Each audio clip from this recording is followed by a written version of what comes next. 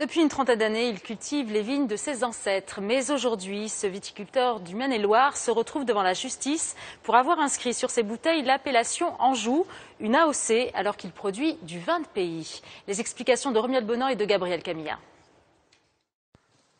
Depuis 33 ans, Olivier Cousin cultive ce vignoble familial en plein cœur de l'Anjou.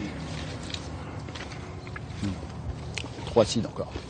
Donc les vendanges quand? Au moins 10 jours là encore à attendre. Ici, pas de tracteur, mais un cheval. Et tout le travail s'effectue à la main pour obtenir du vin naturel sans aucun ajout.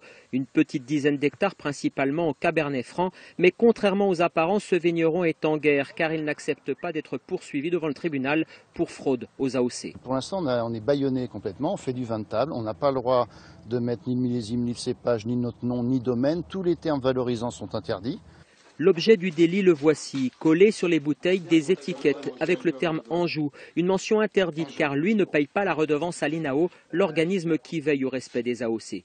Alors il a été contraint de changer le nom de son vin qu'il vend à New York ou Tokyo et même de dissimuler le millésime, sans compter la menace d'une amende de 40 000 €.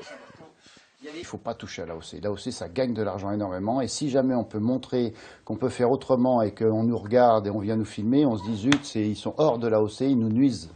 Une défense contestée par la Fédération des vignerons d'Anjou et l'INAO, qui reproche aux vignerons de frauder. L'INAO, la Fédération de la viticulture, ne sont pas des gendarmes. Ils sont là non pas pour empêcher les gens de travailler, ils sont là pour permettre un meilleur travail. L'expression, je le disais, de cette culture qu'exprime l'appellation d'origine.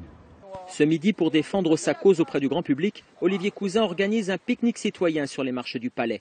À ses côtés, de nombreux vignerons venus d'Anjou, du Saumurois, qui plaident pour une autre viticulture. Beaucoup de vignerons en bio qui ne se retrouvent pas aujourd'hui dans une forme de dictature où on veut imposer un goût unique par rapport à une AOC. Et l'AOC doit être multiple. Il doit y avoir autant de types de vins qu'il y a de vignerons. Cet après-midi, devant le tribunal correctionnel d'Angers, Olivier Cousin défendra son vin sans modération.